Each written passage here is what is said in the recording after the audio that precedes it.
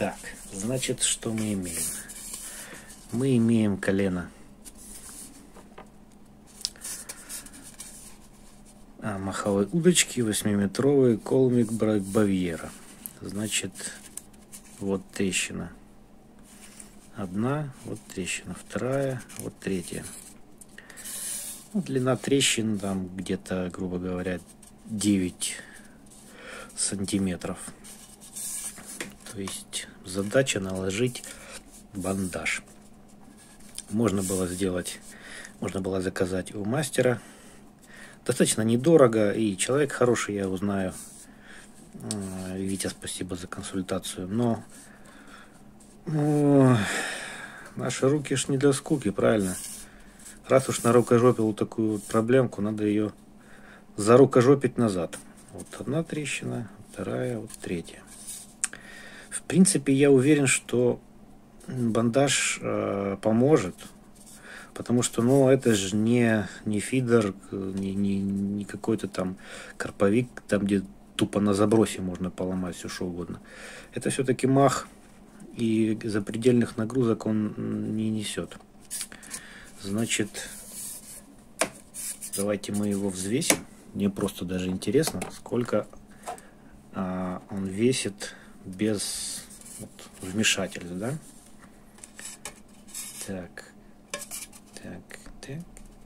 Так. Вот. Значит, бланк, кусок колена, в общем, весит 34 грамма и 11 миллиграммов. Вот так. Значит, мы его уберем. И какой у меня план? У меня был кусок сломанного спиннинга, Банекс, по-моему, если не ошибаюсь. Я его отжег и получил там некоторое количество всяких обломков. Значит, вот это вот направленные волокна. Такая ткань, да? Значит, это 56 грамм. И два вот таких вот кусочек мелкой ткани. Вот такой вот раз. И второй. Ну, такое приличное количество на самом деле. Вот. Значит, все вот это счастье весит грамм. 1 грамм. Ну, тут еще есть, у меня там на самом деле осталось много всяких кусков. Вот такая вот матерая ткань, оплеточка. Ну, я, наверное, ее использовать не буду. Еще целый пучок различных тоже направленных. Не знаю, буду ли я их облеплять полностью, весь бланк именно. Ну, как бы это, я так понимаю, это усиление по длине. Посмотрим, как будет настроение. Ну, как бы изначально я вот рассчитываю на вот эти вот, значит, сеточки и несколько кусков продольных таких вот волокон, которые несут нагрузку продольную. В принципе, как бы характер повреждения таков, что продольной-то там все в порядке, да? С продольными-то волокнами тут все окей. Где они? Где? Вот, нет, стоп.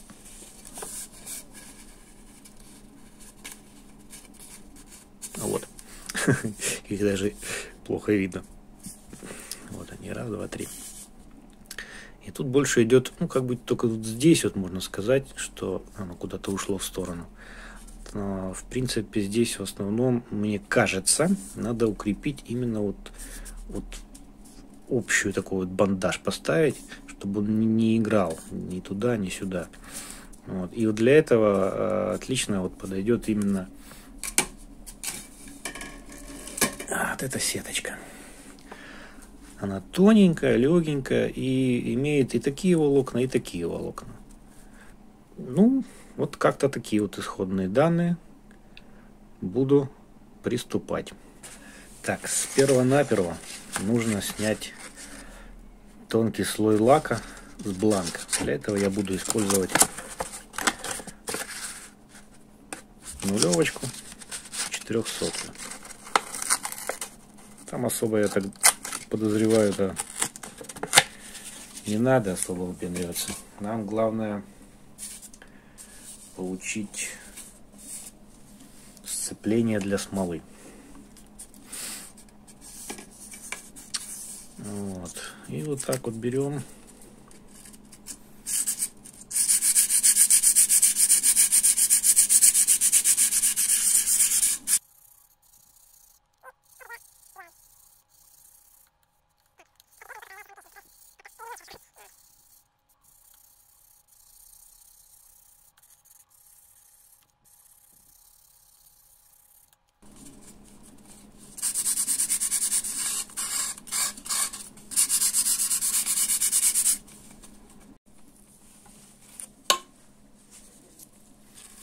Так, сори, забыл надеть перчатки.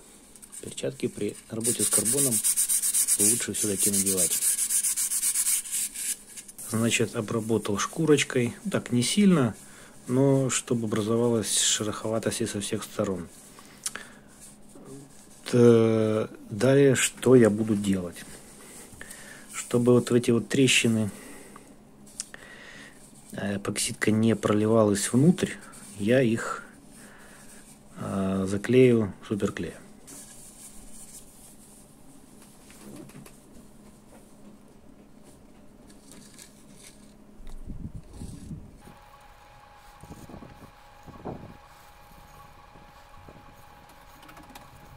Ну, как-то так, в общем.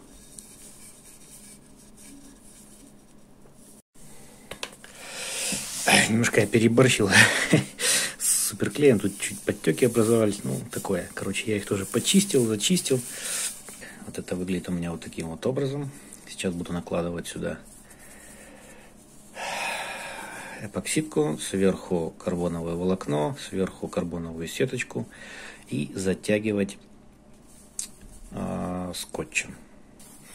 Так, значит, я добавляю 5 кубиков смолы. Я не знаю, сколько мне потребуется. Я хотел сначала 3, но добавил еще 2, потому что размер бандажа довольно большой. Я не знаю, хватит ли мне даже 5, вообще без понятия. Так что буду делать по наитию. Ну, 5 это довольно приличное количество, и надеюсь, мне его хватит. Значит, 5 кубиков и 1 кубик. Правильно? Правильно.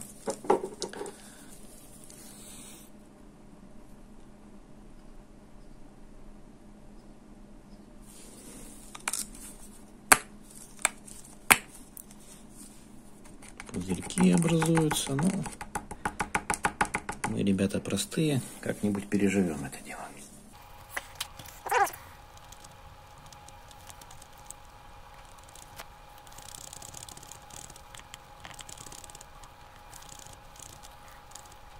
Эта эпоксидка, по-моему, у нее время жизни довольно приличное. Что такое, около часа. Так, погнали.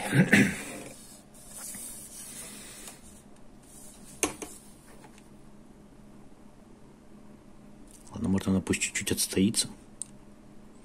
Я думаю, я успею. Пусть чуть-чуть пузырьки выйдут. Так, значит, что у нас тут? Далее у меня такой план. У меня такие вот карбоновые волокна я показывал. Вот еще. Тут еще, но они тут немножко кривенькие есть. Есть попрямее, есть покривее. Я вот думаю использовать их. Ну, я попробую, короче. В принципе, я так думаю, что обхватывать весь бланк, ну, наверное, не имеет смысла особого. Я наложу бандаж направленными волокнами только со стороны трещин. А сверху оберну это дело карбоновой сеточкой. И с обратной стороны бланка тоже будет карбоновая сеточка. Я ж не профессионал. Я просто, что называется, на коленке пытаюсь, делая это все, сварганить. Ладно, давайте будем делать уже. Пузырьки немножко ушли. Мы таким вот ее поставим на бочок. Не так. Лучше вот так. И начнем промазывать.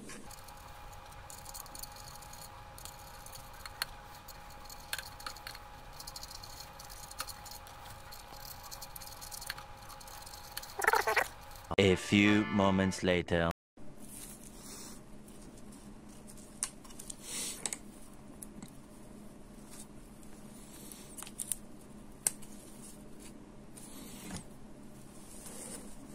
Так, продолжаем разговор. Меня тут пытались отвлечь. Господа, сори, сейчас немножко не до вас.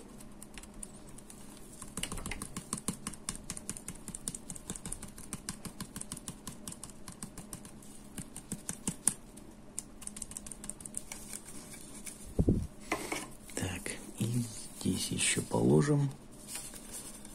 Вот здесь еще положим мы слой.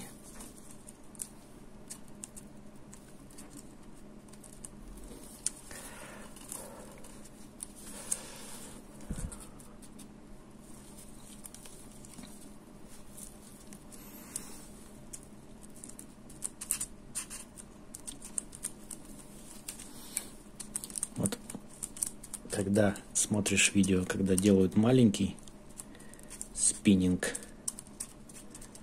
конечно, это одно. А вот тут, видите, какая штука получается.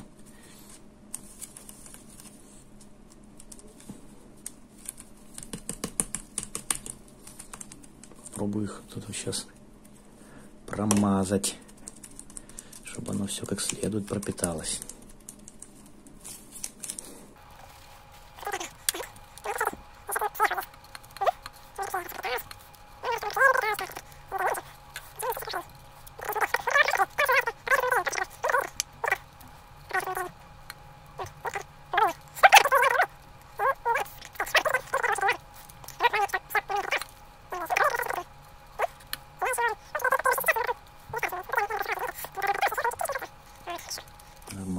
Нормалды.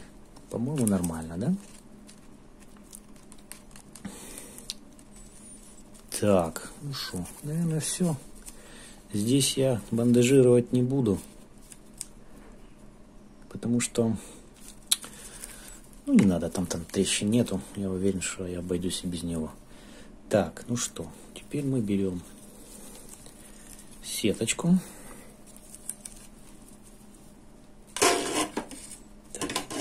Сейчас так поставим, и сеточку мы раскрутим. Вот. О, вот так вот.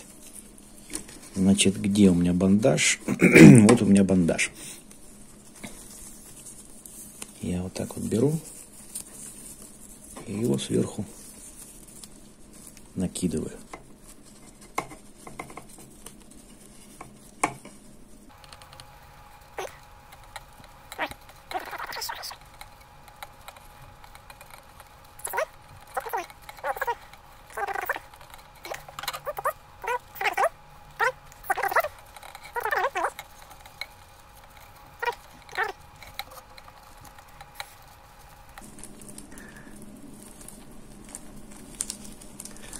Ну, в общем, наверное, все.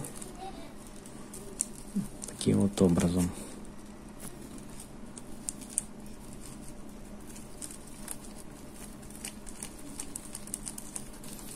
Да. Все, теперь мы вытру сейчас руки и замотаю все это скотчем.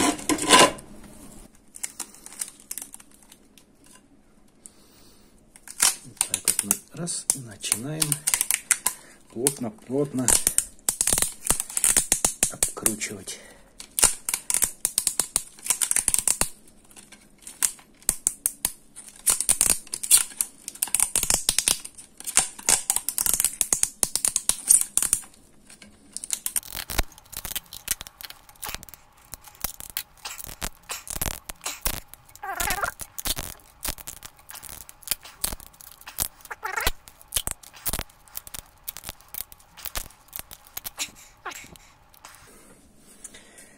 Так, вот она как получилось.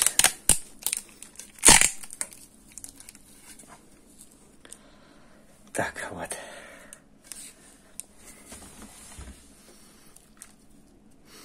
Так вот оно получилось.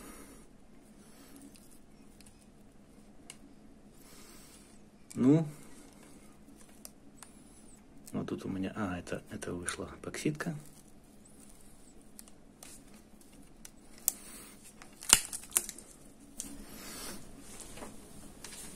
Значит, мы возьмем тряпочку.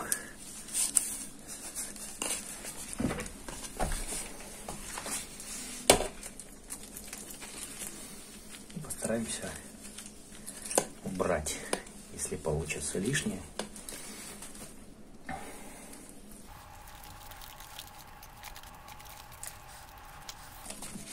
Так.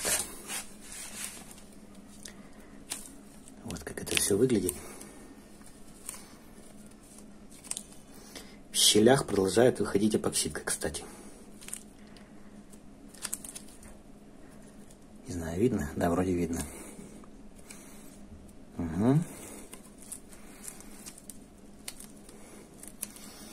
Ну, в принципе, вроде бы как все получилось. Хотя при наматывании сеточки я, честно говоря, начал уже немножко психовать, потому что она отлипала. Ну, такое. Вот в щелях продолжает выступать лишняя смола. Ну, вот они, капельки выходят. Все. Ну что, на этом пока все. Сейчас я это дело буду время от времени стирать лишнюю смолу. И оставлю это все на сутки. 5 hours later. Так, ну что, прошло 5 часов. Эпоксидка схватилась. Я ее снял. Забыл включить камеру. Ну, тут процесс, собственно говоря, что там, ну, снял и снял. Вот. Вот получилась вот такая вот структура. То есть, ну, не знаю, возможно, я пережал. То есть, видите, вот здесь полоски есть блестящие, а есть такие не блестящие. Короче, в ней получаются вмятины. Вот. Я, наверное, не буду стачивать вот эти слои, вот эти вот всякие подтеки, все вот эти вот. Мне внешний вид, в общем-то, ее совершенно не важен. Мне главное, чтобы она нормально работала. Вот эта эпоксидка, она, если я не ошибаюсь, достаточно такая эластичная. То есть это, конечно, не специальный ротбилдерский лак, но это очень хорошая эпоксидка. То есть она мне досталась от дяди, он какое-то время там занимался композитами, и вот это вот реально классная смола. Я вот ее использую для удочек, и там она, конечно, тоже очень здорово работает, все. Вот. Она, по-моему, обладает определенной эластичностью. Я вообще не предвижу никаких проблем, мне кажется, все будет хорошо. Все, да, оставляю ее дальше застывать, полимеризоваться. Yesterday. Так, ребят, прошло приличное количество времени. Сейчас уже утро. Я вот взял, смотрю, смола уже полностью, наверное, схватилась. Ну, по крайней мере, она уже не липкая сама по себе, то есть абсолютно уже полимеризованная смола. Вот эти вот полоски – это следы от липкого слоя скотча. Вот здесь вот я их уже оттер частично. Значит, оттираю я ВДшкой. ВД-40 очень хорошо оттирает липкий слой скотча. Ну, показывать, как это делается, я не буду. Ну, как бы, что тут такого. И вот, в общем, что в итоге получилось. Оттер я липкий слой.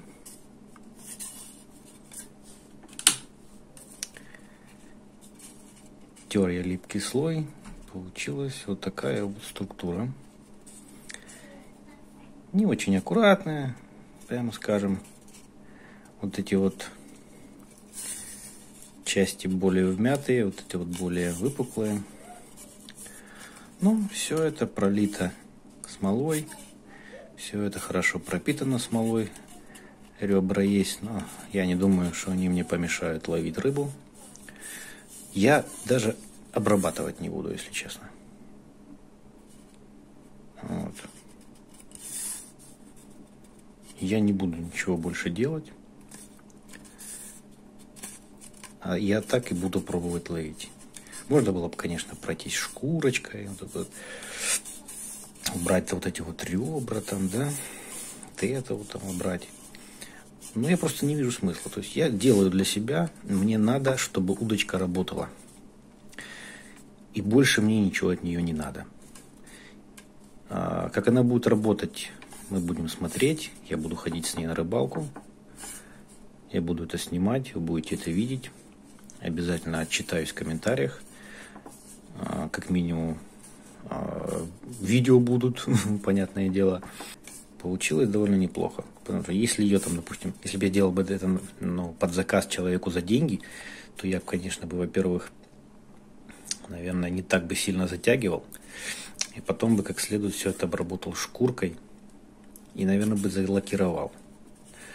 Но чисто для себя, как рабочий инструмент, я не вижу смысла убирать толщину вот этой вот избыточной смолы, потому что, ну зачем? Лишнее армирование мне не помешает. Значит, давайте прямо сейчас взвесим, чтобы, так сказать, подвести итог этому эксперименту. Там у нас было 34 чуть-чуть с хвостиком грамма. Так, сейчас мы ее кладем сюда.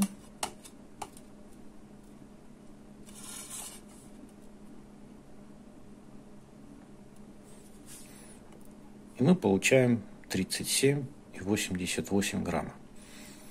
То есть, грубо говоря, 3,5, грубо говоря, если совсем грубо говоря, то 4 грамма.